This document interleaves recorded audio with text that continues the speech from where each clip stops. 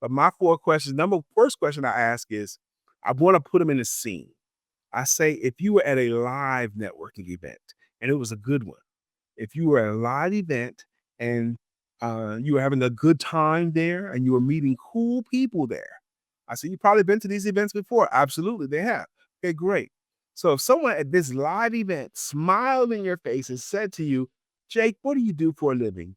In that scene, what would you say? And what I hear, I'm listening for their selling skills right up front.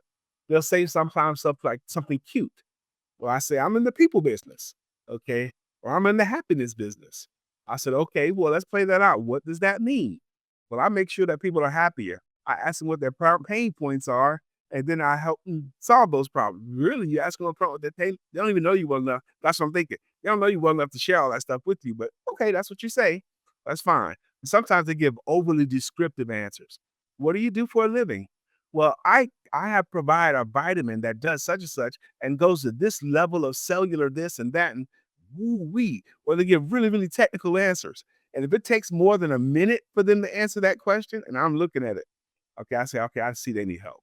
So if they're overly descriptive or if they're cute answers, those things do not sell and they do not compel either. Okay. But I listen to it with a good decoration on my face.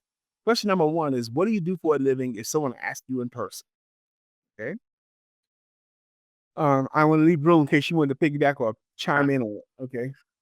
Well, you had me thinking about my elevator pitch. I mean, typically that's what I try to give right away, right? Uh-huh. And so, you got me thinking right away. I just loved how you got me thinking. Hmm. What was, Well, I'm gonna go through them all. yeah, go through them all there. Okay. But first, I love selling, Jake, and you need to know this about me. I've read more than 700 books on the topic of sales and sales management. I have 9 books myself, and I know what the great books are. I love selling so much that I'm technical. I'm very technical. So I teach and preach to never pitch. I tell people no pitching. You don't need an elevator pitch. You don't need a killer pitch. You need to tell your story. And I'm gonna teach them how to do that right now. But my first question is, what do you do for, what do you do for a living if someone was in front of you? After I get my answer, the second question is, I say, who do you believe would pay for your services? Now, this is a very incisive word. Who do you believe would pay?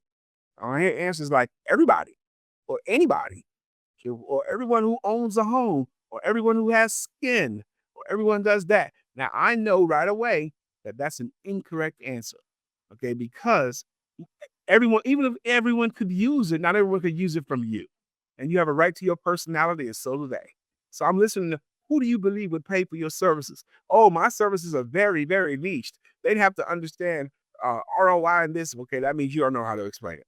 Okay, but I don't say that to them. Okay, if you can't explain it that a 4-year-old could understand it, that means you don't understand it either.